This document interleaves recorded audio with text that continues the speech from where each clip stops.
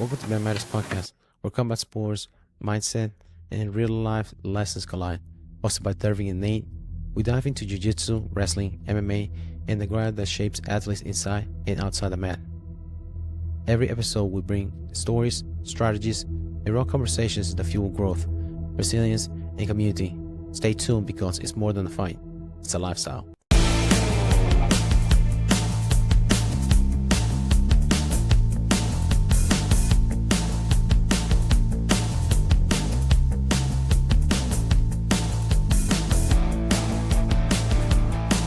Hello, welcome back to My Matters, where we talk about combat sports and how they mirror life. I'm Dervin, here with my co-host Nate. Man, this week's been wild. From Thomas Spinal having a controversial match, Jon Jones trolling him, Frank Mir coming back from a spinal surgery, and we have also Mackenzie Dern this weekend having a matchup.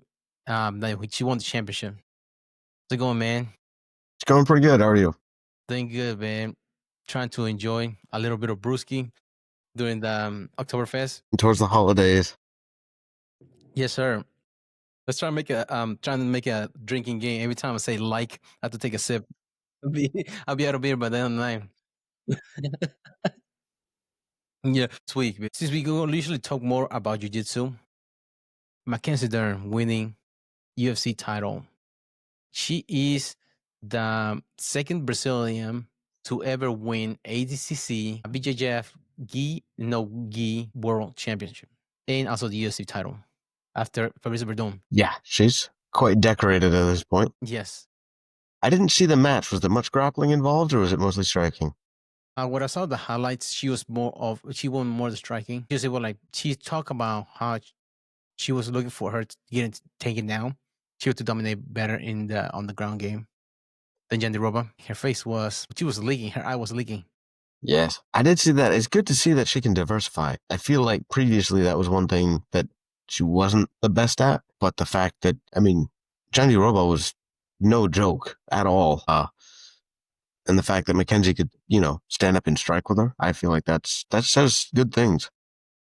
Usually the initial block between grapplers and going to MMA is getting punched when you're trying to strike. It's afraid of getting into that distance. Same thing that when we're in jiu-jitsu, we're afraid of closer distance. Somebody grabs your lapel or grabs your sleeve, and you're like, what do you do from there? And you just deers in the headlight trying to grab their lapel, but without them grabbing your lapel at the same time.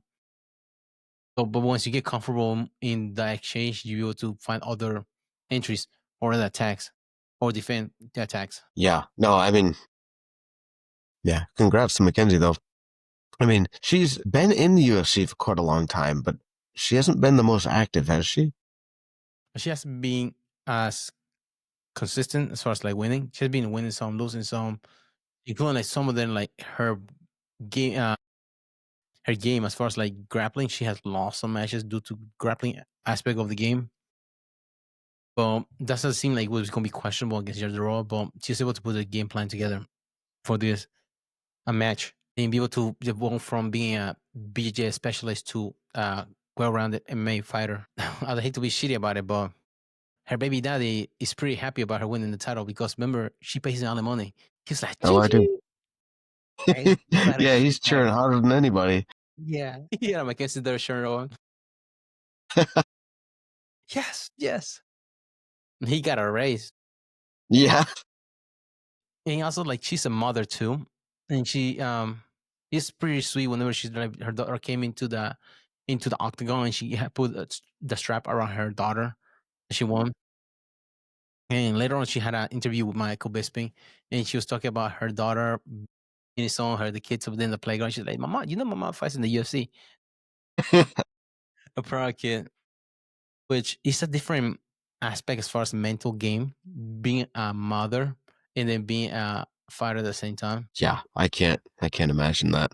It may have there's a balance of war and love at the same time. The combined stress and the very different stresses, that would be, that's quite a challenge, I imagine. Yeah. Do you think you dislike this championship run to inspire other women to cross train in combat sports? It's a good question. I'm not sure. Yeah, I'm usually who was it? Kendall talk about, remember, CGI, a woman that need to get paid more and stuff like that. So instead of like worrying about getting paid more exposure would be better, more competition available, more likely you'll be able to compete. The more compete, the more exposure, more be able to get the money's gonna come. I mean, what's us say cream races to the top. Right. So the more competition you get, more likely in more exposure you get. Like Mackenzie Dern, she's been lucky because of that. So what Megaton? That's her dad's name. He's a jiu-jitsu legend as well.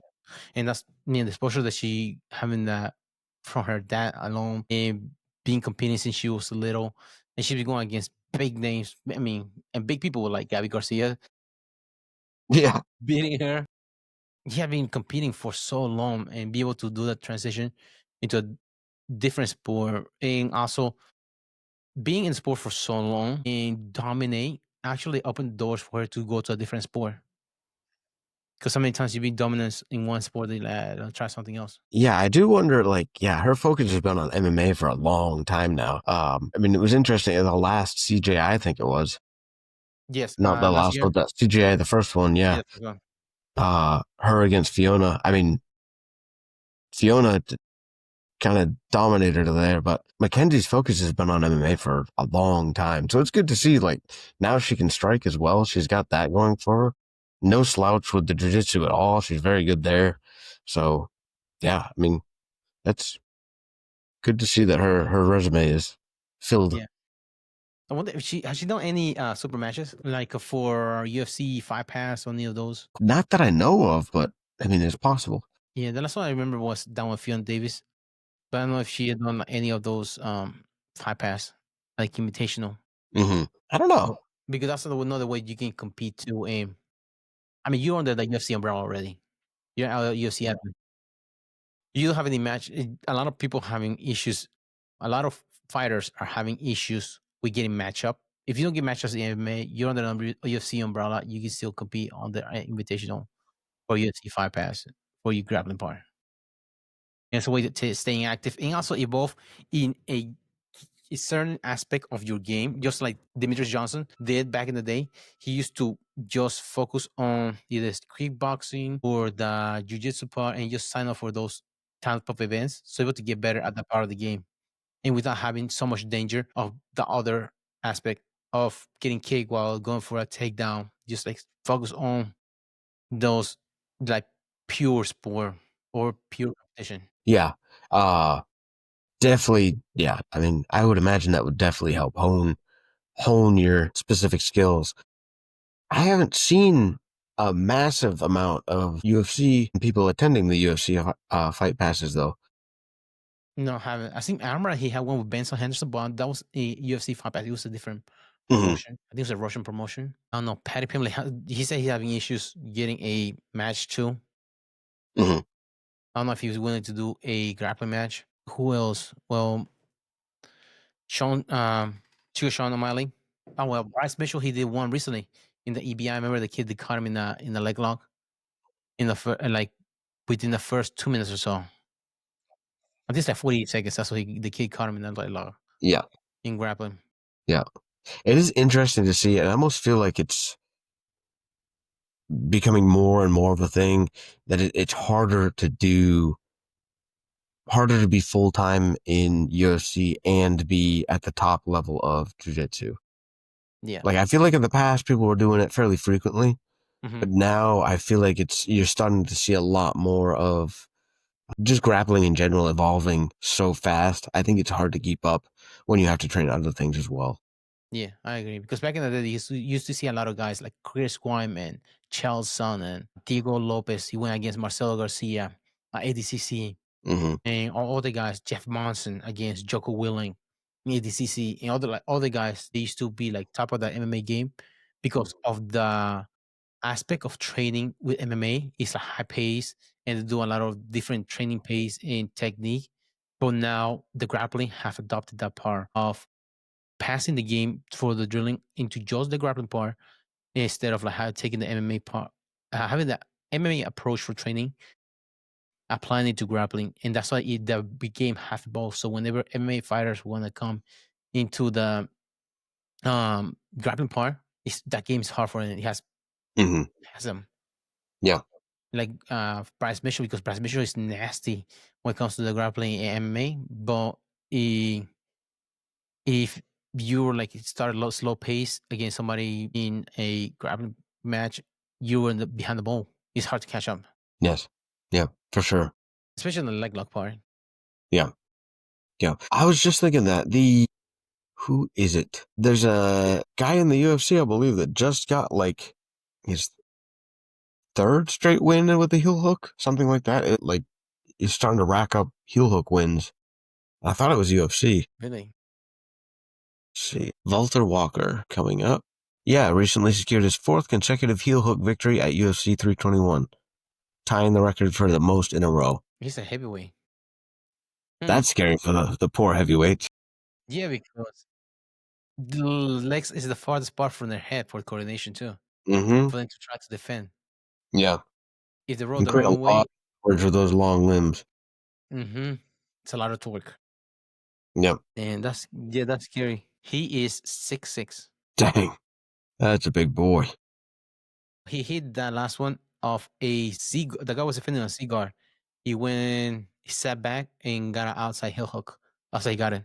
He used it, yeah, off cigar. The guy I mean, he was on top. The guy, I think, with ham guard, cigar, and sat Mm-hmm. back, exposed the heel, secured the hip, That's game cool over. to see. The big boys good at grappling in the UFC. That's rare. Yeah, because usually they get punched if you get it wrong. Mm-hmm. That's a Punch big, hard in that one. heavy punches. But that's in. I wonder how far he can go. It'd be cool to see. I mean, he's 15-1, so he's got a very good record. Mm-hmm. Tafa Mays says Shugwo in Sutherland. That's it here. Three of them have been in this year: February, July, and October. 3 out of It's 4. strange I haven't heard about this guy. I really don't know Walter Walker. I see another one that he hit it off a he full guard. Okay, he had the bag. He had the bag, sat back. He went outside Senkaku and then inside heel hook to rip the knee. That was a tough one. I used to hit that one to go for the knee bar instead of going for the heel hook back in the day. Mm-hmm. Well, now it's more dangerous to do the heel hook though, because you have inside outside Senkaku, you secure the hip so much and you able to get some leverage to elevate the foot of the man. I Mm-hmm. go against guys and man, it's a freaking nightmare trying to escape out of that. Once if you go too far and you don't have no weight on that foot, you have to keep the weight on the foot. Otherwise, your hip comes up and then game over. Especially the foot is on the inside instead of the outside. It's hard to defend it. Yes. What I started doing recently is when people pull Ashi, Garmin, and they switch to outside Senkaku. I just pass the knee, the knee that's between my legs to the outside and try to squat down, put the foot down, keep it down. Or you try to Hmm. drop as much as I can my knee Yep. down and try to grab the head to be able to push the legs away from me as a pass, like kind of like pass a guard, but have my leg between their leg and trying to sprawl down as I try to do like a crossface to separate and prevent them from doing extension on my hip. Because otherwise, every time if I sit back a little bit, my foot is coming right up and they usually going for a straight Achilles. It's hard for me to defend because my hip is getting extended. I don't have long legs anyways, and then so there's not much tension that I'll be able to Yes. do from there. Or if I'm able to keep my foot down instead of sitting back and trying to push on the foot, but I usually put on the butt to be able to do escape. But that's when people were going for that outside heel hook. Slid my foot out of there, especially with shoes on. Boom. Now the started switching to Achilles. And from there I had to just try to pass that guard on the outside, do like a leg pass on the outside. And from there, trying to just squat down and trying to like do a crossfade or grab that leg or something, prevent it from turning the body away from me. And I'm sprawling to get my leg back and get to the back from there. Yeah. Because it is a nightmare if they wants to do outside Senkaku. Yeah. But in I think what's his name? I'm going right. He says doesn't recommend it's Asase Kaku for in MMA because usually you get punch a lot. In grappling, yes, Yeah. you can do that. because you have more control, and also in IBJJF it's not illegal because there's no ripping of the knee from there.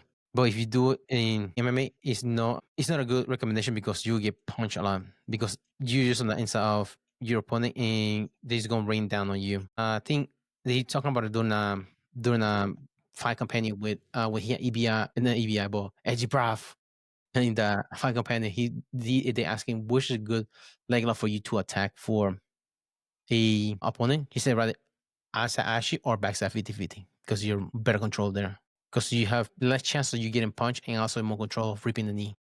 Right. Yeah, you can keep your distance a little bit better. Yeah, also it's good for self-defense purposes too Yeah. because you don't want somebody punching you in your head against the pain pin. You bouncing your head off the Yeah. pain pin. True. Yeah, true. I feel like in defense, I would try to use that as more of a transition, though. Yes. I feel like I would not try to heel hook anybody like in a street altercation because they don't know it's hurting until it's already done, and then at that point, what good does it do you? You know what I mean? You don't really want to leave permanent damage most of the time, Yeah. Oh, you do. or you do. Yeah. I usually, for self-defense purposes, if I do like end up on bottom, instead of like you were saying for passing part on bottom, just go to X guard and Mhm, go to the back. Just like trying to like elevate, sweep, and just go to the back from there. mhm. So Yeah, definitely. Yeah, more of a control position, something you can just dictate what happens. Keep yeah, an eye on everything. Yeah. the farther your head is away from their hands punching you. Yeah. If you control both of the legs without him trying to stomp your head off, Yes. because you control the leg, that's the one thing they have to touch the ground all the time. Be easy for you to grab Mhm. the legs. Also, you'll see a lot of people pulling guard in street fight. That's true. For good reason. Yeah. Another thing, you're gonna go to the main event. He's a little bit disappointing main event. Yeah, more than a little. Yeah, people were booing during the match That I believe. Yeah. about Aspinall because it was considered a draw, no contest. So I was wondering if it was no contest, he was going to be he lost the title, or because he was no contest, or he was a draw and then he just kept the title. That's what I was wondering how it's going to be Yeah. for the match. I would think you would keep the title, but yeah, I don't know. What did you think of obviously it was a pretty good eye poke. I mean, I saw the pictures. What did you think of the call from Aspinall trying to get out of it? Do you think he was trying to get out of it, I guess? Or do you think he was actually, in the pain, in the blindness that he claims? I cannot speak for him, but I'm not sure if he was because whenever you get your eye poke, have you been like something in your eye and it hurts so bad that your ears are ringing? Yeah. So I don't know if that was the kind of scenario that he was going through. I mean, you can like you especially being both eyes because one of them was a scrape and the other one this is knuckle deep that went to his eye. Yeah. Yeah. True. So DC had a damage that type of whenever he went to against Mioshik, you can see his eye was like his retina was swollen after the fight, and he like you look rough. I mean, I don't know if he was worried about having permanent damage, having another British fighter with one eye in the UFC. Yeah. Right. Want to keep the legacy going for Bisping. Yeah. But according to his dad, he said that his vision is still not 100% back since the issue. But eye injuries, I don't know how long it takes to heal despite having surgery. Because look at Pedigo, he still wears the eye patch. Mhm. And that happened in August, 2 months ago. And still healing too. Yeah. I don't doubt that. Yeah. It takes a long time to heal. And again, I feel like that would be one of the scariest things. Like, 100%. Like, if from my standpoint, like if I got my eye poked and I was having trouble seeing out of it all of a sudden, that in and of itself would have my full attention. You know what I mean? I couldn't fight Yeah. after that. Yeah. I know it was interesting to see multiple fighters come out and like say like, that's pathetic. Like we all fought through our, eye poke injuries or whatever, but dang, I don't know, Yeah. I don't know how Because that's the other thing is the pressure in the eye too. That's the one thing that they worry about whenever they had those kind of injury. Pressure in Mhm. the eye because they were afraid of losing the eye and the damage that's been to the retina. What would you think that UFC should go back to the new gloves that they were using to prevent eye pokes? Do I think they should go back to them? Yeah, because they were using those before UFC, before the Jon Jones, the Miyoshik. When Jon Jones came in there, he didn't like those gloves, so they changed it back to the old gloves for the obvious reason. I mean, it's hard to say. I mean, I've also heard the point that even with those gloves, it's not getting eye poked is not just something that happens. Because one thing that one fighter brought up is like, if getting poked in the eye was just something that happened in MMA, then all of us veterans would have been like, the most eye pokes. The guys who have had the most fights would have the most eye pokes. Like Jim But Miller, that's not at all the case. Was that? like Jim Miller, Yeah, he's been fighting maybe. for a while too. Yeah. And yeah, just like bringing up the fact that, it's, the way the fighter holds his hands, it kind of is up to the fighter to keep his hands right. So yeah, at a certain point, I don't know how much you're going to do to be able to actually fix the problem with better gloves. You know what I mean? I'm not sure. Unless they do the Pride gloves. Remember the Pride gloves? They were the fingers were Like closed. the padded on the front. Yeah. Yeah, they're like closed fingers to prevent that. Also prevent the Chito Vera this weekend dislocated one of his fingers during the fight, and he popped it back Mhm. in. Yeah. It sucks though from the grappling standpoint because that's Mhm. much harder. The more you limit your hand movement with the gloves, the less effective grappling will be. Okay, use ninja gloves. Remember those ninja gloves? They just two fingers are together. So these two are together, these two are together. Really? So you can still be able to hit hand separators to be able to get you grips for grappling. Your thumb may you still be able to use it, and then your other form be together. And also less chances Mhm. of you breaking your fingers that way. But you still be able to get S grip, all that kind of stuff with the other one and prevent from your fingers bending back, breaking. Because I can remember somebody block a like right overhand, bam, break your finger Yeah. that way. I told you there was a fighter that he lost his finger during the fight. He got poked Yes. in the part of his finger was still in his glove. They found him Yeah. later taking his wraps off. Yeah. I saw pictures of that. I think of that one. Oh my god, dude. That's crazy. Got milk. Yeah. Can you imagine like putting that thing together? And what is the No. chance of that not breaking again? Right? Yeah. I can't imagine it's good. Can't Because imagine it's ever worked very well after that. remember Jon Jones that happened to him against Chael Sonnen. He broke his toe. What's toe? Yeah. Yeah. Yeah, and ever since he had to tape his toes whenever he goes into fight. So his toes taped together Yeah. because of that. Does he have to? Or is it just trauma? No, I think because of turf toe. He has like a turf toe. That's what I broken. I mean, he just had to tape it because I don't know how good he heals back again. Right. This is like a messed up tendon. Of injuries, Mir's recovery from spinal surgery. For those of you who don't know, Frank Mir, two-time UFC champion. Back in February 25, he woke up and he was unable to feel his leg, and his life changed in that instant.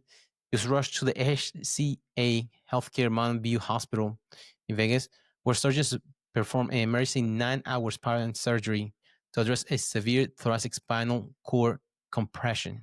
Mm. I mean, and then following the spinal fusion and thoracic spine laminectomy, I don't know if I said that right, was a courageous journey of healing marked that determination and support. Frank worked tirelessly with Las Vegas hospitals inpatient rehab, and we learned basic movement like walking, sitting, and even getting in and out of a car. I mean, that guy, how many lives does he have?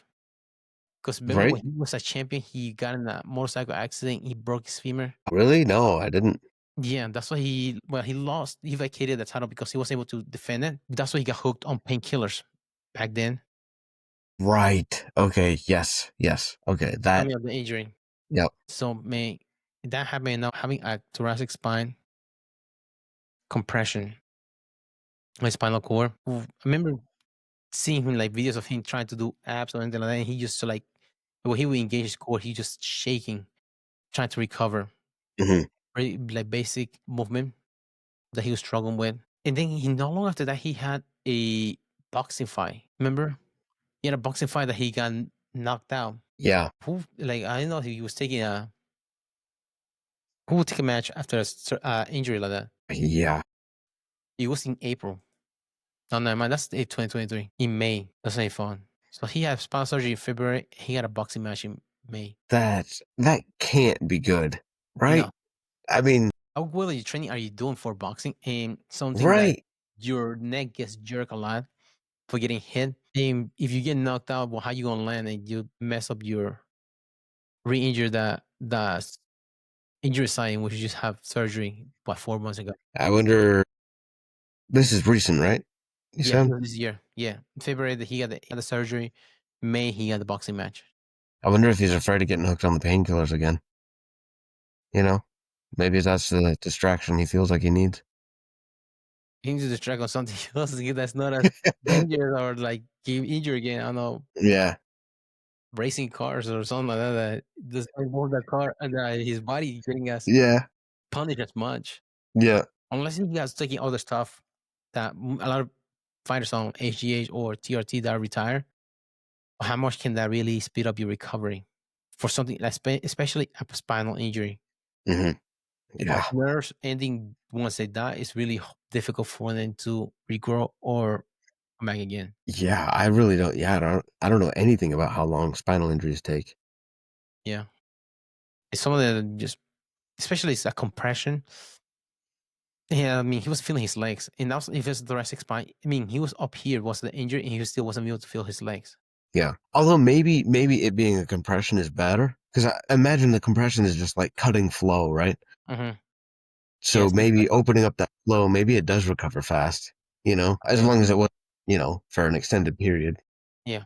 If it's like a fractured vertebrae, Right. that'd be different than being a compression of like a wore out disc that was causing the compression of Yeah. the injury. That'd be different. It's a fracture. Yeah, you had to yeah, what's the name? Eddie Braff. Going back to Eddie Braff, he had a titanium put on his vertebrae, his lumbar, because he's having issues back in the day. I think he was 19 or something like that. They had that because he was having issues. He did recovery, and he said he was feeling well, but now he's not able to go live. He's only drills. He doesn't Mm, roll live anymore because of right. the back injury that he had. See his aluminum tinfoil hat in lumbar. He has a titanium spine. TSA is looking for him whenever he goes over there. But that's impressive. Would you call that impressive or do you call that ignorant? I mean, Like to compete that fast? from where I sit, it looks ignorant, but maybe, I don't know, maybe the doctors were like, you know what? It won't take that long to heal. Hmm. Possibly. I've almost never heard of a doctor saying something like that, but No, they should it's more on the possible. cautious side. Exactly. Yeah. Some of the knee injury probably is 8 months, and that's a knee injury. Shoulder, same thing. But elbow is probably 6 months. But spinal, I don't know how long. Too as well, though, they had to do surgery, and surgery usually takes a lot out of you for a while. Yeah, and that was a 9 hour surgery. My wife, she had elbow surgery, and hers was 6 hours or 4 hours. How did joint surgeries normally take a long time? Well, her was a broken humerus, Okay. and she broke the tip of her, I think, here. Hmm. So they had to 2 plates, 12 pins and screws in the arm. Okay. So and also, luckily, it is the elbow because it's just a flex extension kind of a joint. It's not like shoulder. You have all the Ball joint. Yeah. it's different, just like the Yeah. hip. The hip is a more complicated surgery. That's when they do those. They just saw off the head of the femur and they stick. Crazy. Isn't it? Yeah. They just drive down the head of like the head of the femur into like a new bone and joint Yeah. into the hip socket. And some of the man, I like I see why they wake up sore because all the movement and that had to do for that joint to be able to put that in place. Hmm. think some like uh I don't know what's the name. Hanson Silva. Whenever he broke his leg, they put a rod through his leg and put uh to put it together. And then whenever they take the hardware out, they have to use a kind of like a chisel and a hammer, and they have to hammer it out of place. Ding, ding to pull it out there. Hmm. The hardware there. Like, oh, how do you like as a freaking surgeon? How do you do that? Right? Because especially for 6 hours, how do you pull that? It feels like doing carpentry. Yeah. Yeah. He's using the same tools. That's also well, drilling stuff. It's rough stuff, Mm, but that's why you get paid the big bucks. that is true. Have you ever had to get any surgery for injury in jiu-jitsu? No. Knock on wood. Yeah. Yeah. For real. No, I haven't. Never surgery in general, really. Mm. That's good. Mm, that is, yeah. I do not like that idea. Somebody opening me up. Oof. No, that doesn't No. sit well. Now, what are the chances you get him re-injured that place? Yeah. Because your range of Yeah. motion wouldn't be the same after recovering. Right. Like for my wife, I think her funny bone, her elbow nerve is still not the same since they did that surgery. Really. She still don't. She feels numb right here, like on the elbow bar, because that's where the hardware sits. Okay. Thanks. So she throws an elbow. She's got Yeah. some metal in there to Yeah, she'll fuck you up. She like her feel bad. razor Feel blades. bad for you. Yeah, the razor blades elbow. Don't want to play basketball with her under the post like a what you call ball pin hammer. Fuck me up throwing elbows. But oh man, and also like those things are not cheap either. No. No. Surgery. My wife, hers was $100,000 Really. for Yeah. elbow. So I can imagine how like other surgeries the other people have.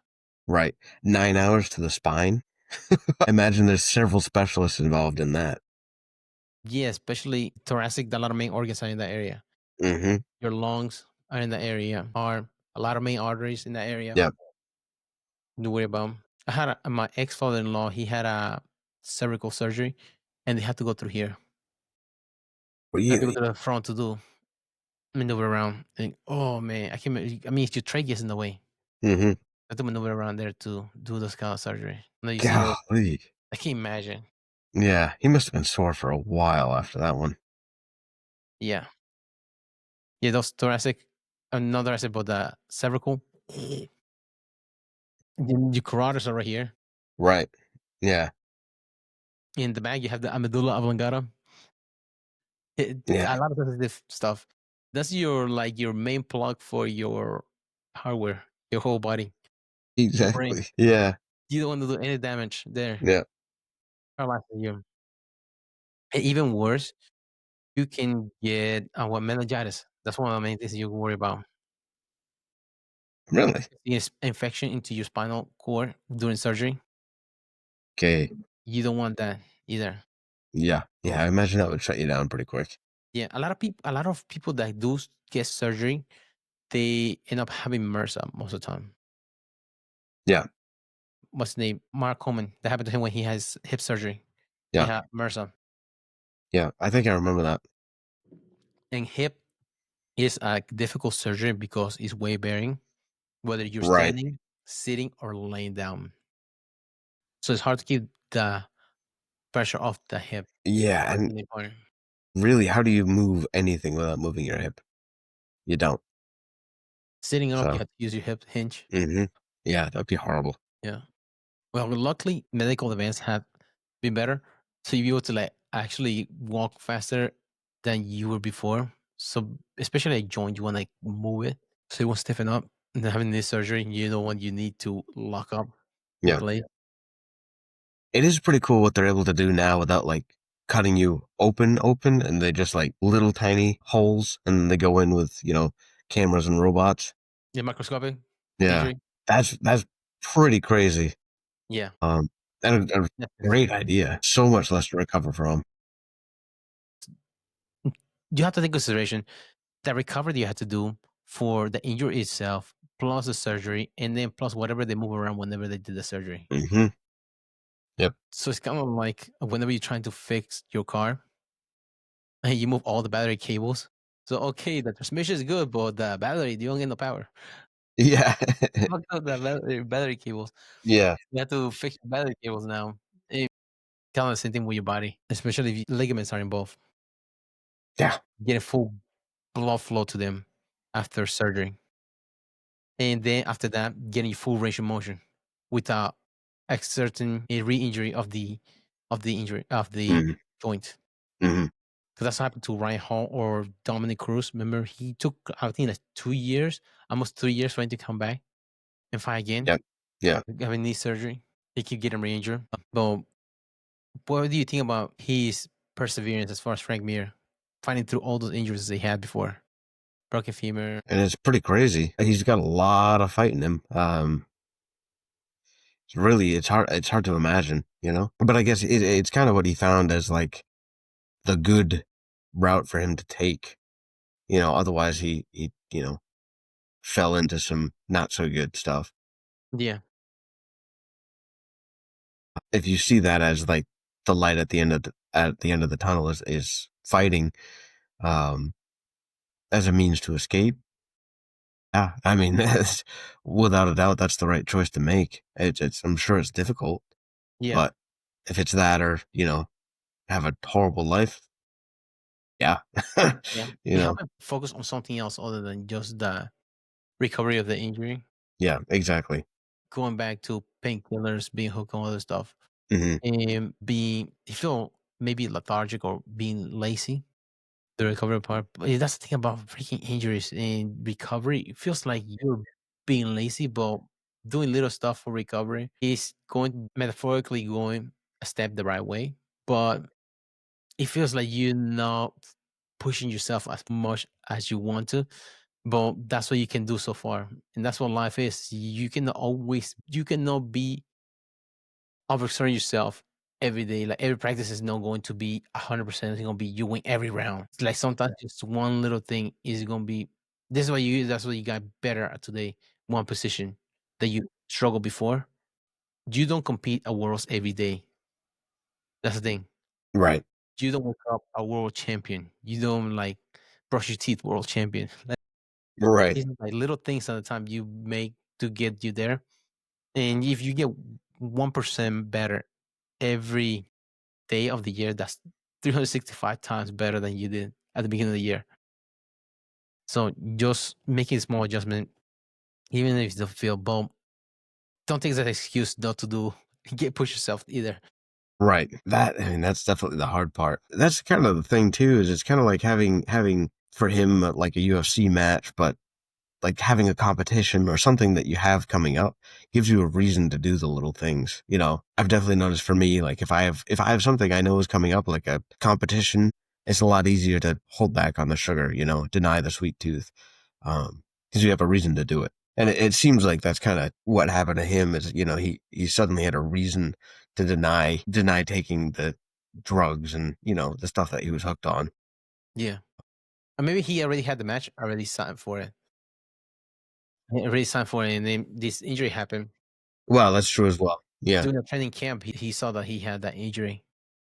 And he had to take it at what it is. Yep. To be able to show up regardless of the injury that he had. But that is impressive. That's something like as far as like a spinal injury. Because he took a knock on that match and he fell. But it is impressive. What do you think about Jon Jones being the troll that he is? In trolling Aspinall with the duck with the eye patch after that match. Of course he does that. Yeah, I mean, what I picture out of Jon Jones at this point, I mean, he talks a lot of shit. Yeah.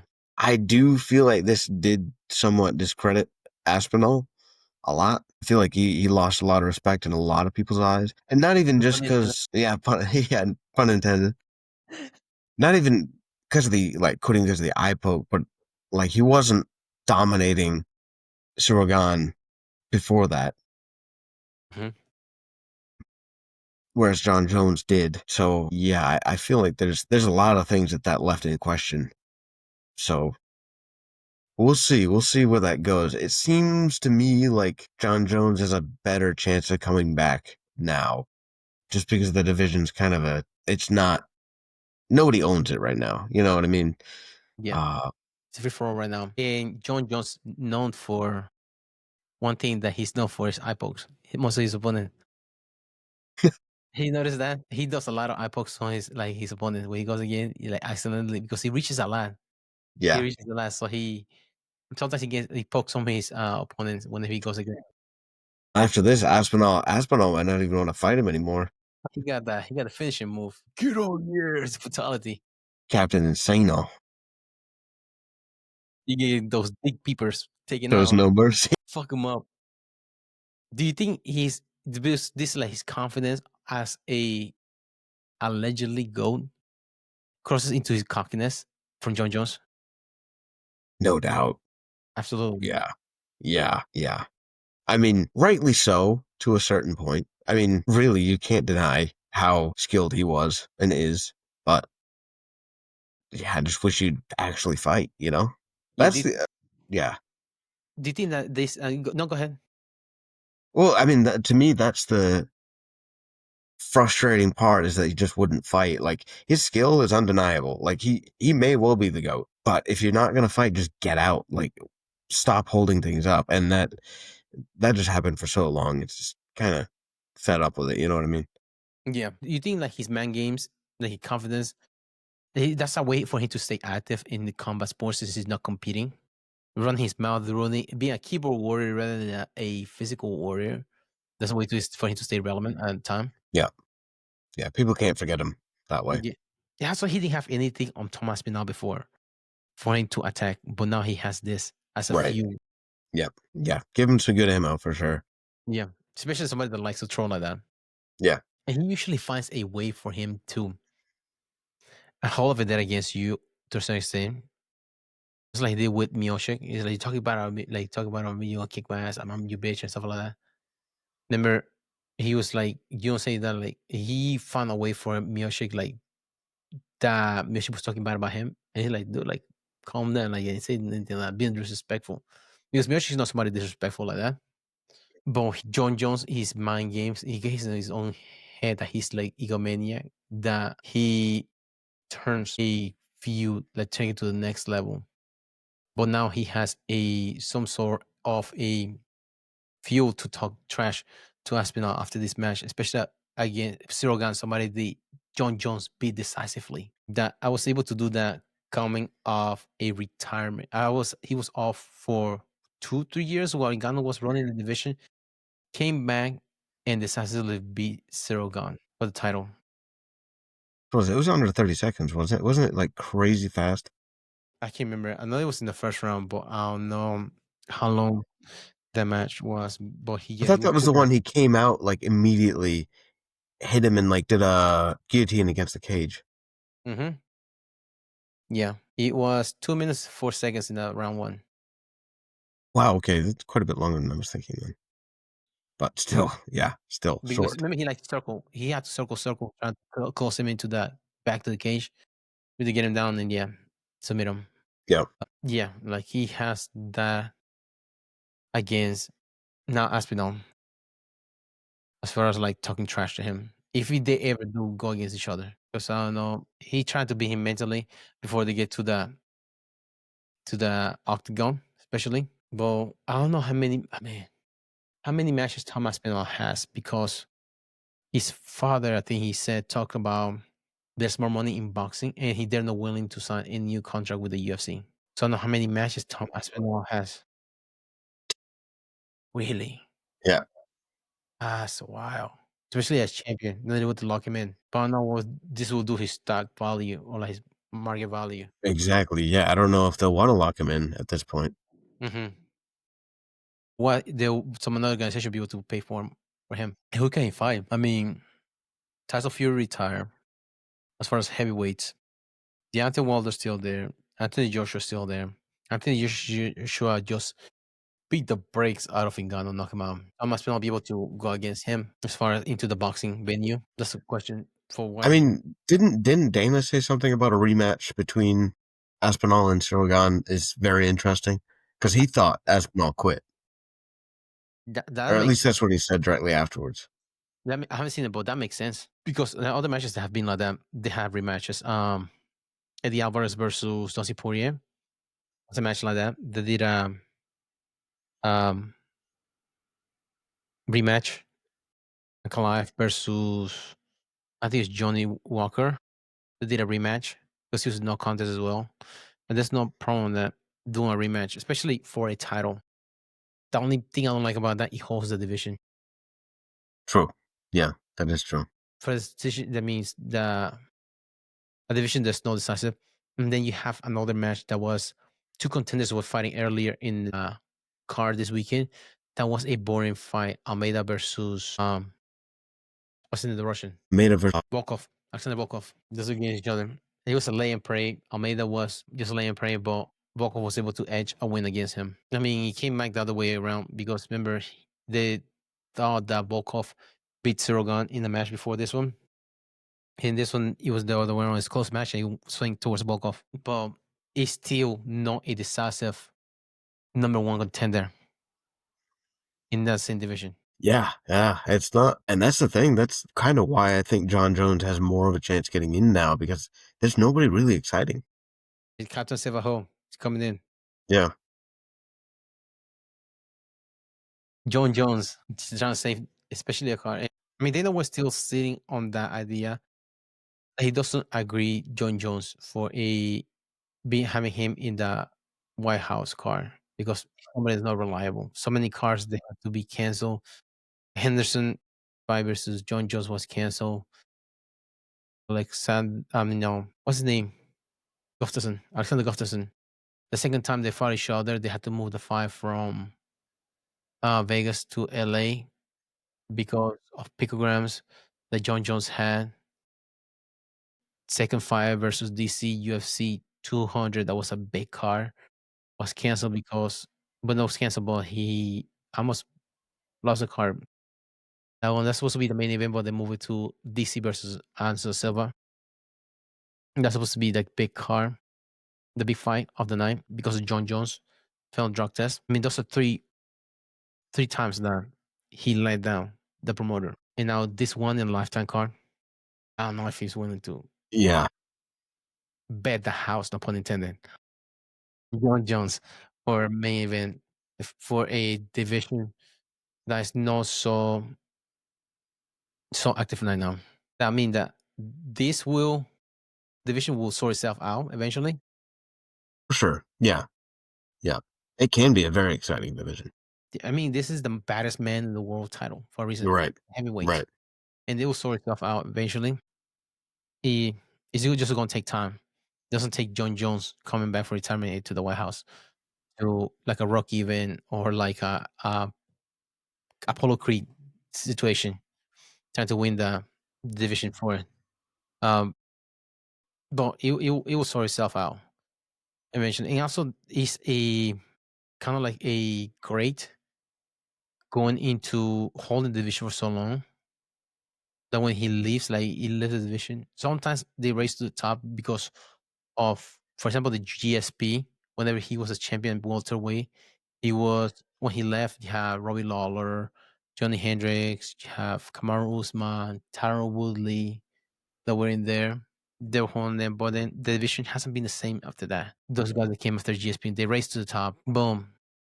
Same thing happened right now with the heavyweight division. Jon Jones left, and these trying to find who's going to be the next superstar. But also, the thing about the heavyweight title, for the longest time, the record was 3 defense. They have been like more than that.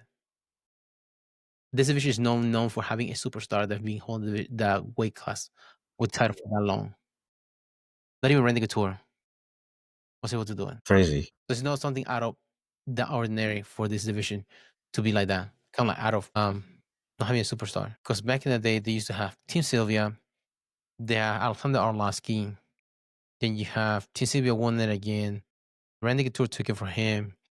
Then the Randy Couture left to do Scorpion King. Then you have Brock Lesnar becoming the champion, Unify. Couture versus Brock Lesnar. And Brock Lesnar had some injury, diverticulitis or something like that, or some sort of injury, and then the Frank Mir became the interim title holder and trying to unify against Brock Lesnar. Brock Lesnar won again. Brock Lesnar beat Shane Carwin. Then Cain Velasquez had it. Cain Velasquez has some injuries. He got knocked out by Junior Dos Santos. Then he came back, beat the shit out of Junior Dos Santos back to back. Lost to Verdum. Verdum lost to Stipe Miocic. I think that he's the one that has that title for the longest, beating other guys, overing other guys. He beat Ngannou in there as well along the way. But then he has been up and down the division. So it's not a division that had like somebody hold the title for that long. But having lack of contenders that being decisively winning, that's a down a difference because it's a division of finishers. Everybody's got the power to finish. Yeah. Yeah. So it's a it's a freaking what you call a riot of division. Yeah. But does that division need Jon Jones to be like a good division for it to like be a puller for pay-per-view for a big card? I don't know. I mean, I can't imagine it'll be long before somebody really steps up and comes in. It doesn't seem to take too long most of the time. It might be Walker, the guy that remember that he's heel hooking people, maybe the next guy. Right? Yeah. Just heel hooking everybody. That'd be kind of crazy. Yeah. Not what you expect for a heavyweight division champ. No. No. He's gonna be the bottom feeder. That's gonna be his nickname. Defeater. He's defeated everybody, literally. Nobody got beat after that. And from the bottom, now we hear.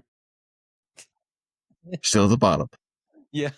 Who say guard pullers don't win? In the switching sports, this weekend there was RAF, a Real American Freestyle for wrestling, and they have a couple matches there. That they have Calday, he won this weekend. Kid Dynamite, among others. Or girl, Helen Morales, she competed this weekend. She won as well.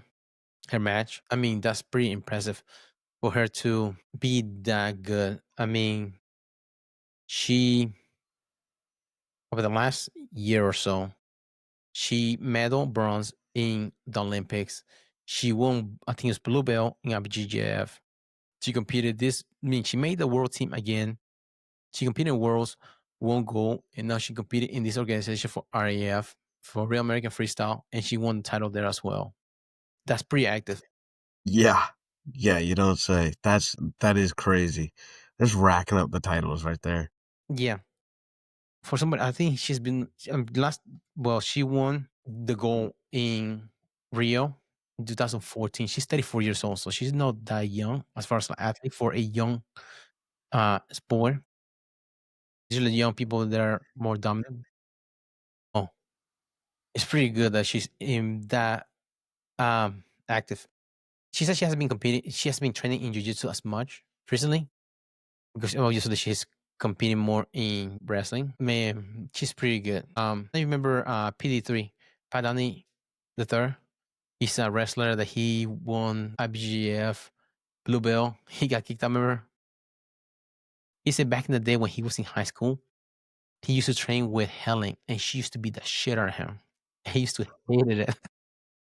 And then he said he was glad that she became the stud that she is, so he can Yeah. validate himself. That Good. Yeah. At least I'm glad that she's a world champion. I can say I got my ass beat by somebody that's actually good.